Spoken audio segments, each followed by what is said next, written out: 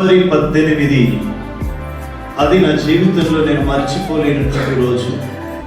నా జీవితంలో ప్రభు ఒక నూతనమైనటువంటి మలుపును మలిపినటువంటి రోజు. 2003 జనవరి 18వ తారీఖు మా సొంతూరు కమ్మరపల్లి ప్రాంతం నుండి, ఆర్మూర్ కమ్మరపల్లి ప్రాంతం నుండి దేవుని పరిచర్య కొరకు మెదక్ ప్రాంతానికి వచ్చినటువంటి రోజు. మెదక్ ప్రాంతాన్ని నేను అసలు ఎంచుకోలేదు, నాకు ఇష్టం లేదు. ప్రభు నన్ను పరిచర్యకు పిలిచాడు, పరిచర్య చెయ్యాలి.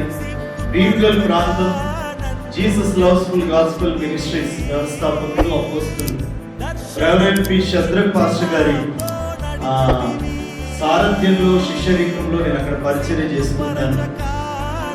కొన్ని రోజులు ఆ ప్రాంతంలో పరిచర్య చేసిన తర్వాత దేవుడు నాకు ఒక దర్శనం ఇచ్చినాడు. ఏంటి ఆ దర్శనం అని అంటే, ఒక వ్యక్తి వచ్చి నన్ను బస్సు ఎక్కిస్తున్నాడు, వెళ్ళి పరిచర్య చెయ్యు అని. ఆ బస్సు ఎక్కిపోతుందో తెలియదు, కానీ బస్సు ఎక్కినాను. బస్సు ఎక్కిన తర్వాత మళ్ళీ ఆ ఎక్కించిన వ్యక్తి నన్ను దించి, ఏం తీసుకుని పోకుండా పరిచర్య ఏం చేస్తావు, అక్కడ ఏం బోధిస్తావు అని చెప్పి ప్రసంగాల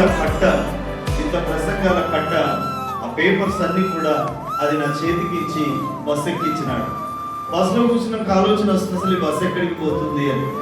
నేను మళ్ళీ బస్సు దిగి వచ్చి ఆ బస్సు బోర్డు దగ్గరికి వచ్చి చూద్దామని చూస్తే ఆ బోర్డు మీద పెద్ద అక్షరాలతో మెదక్ అని రాయబడింది.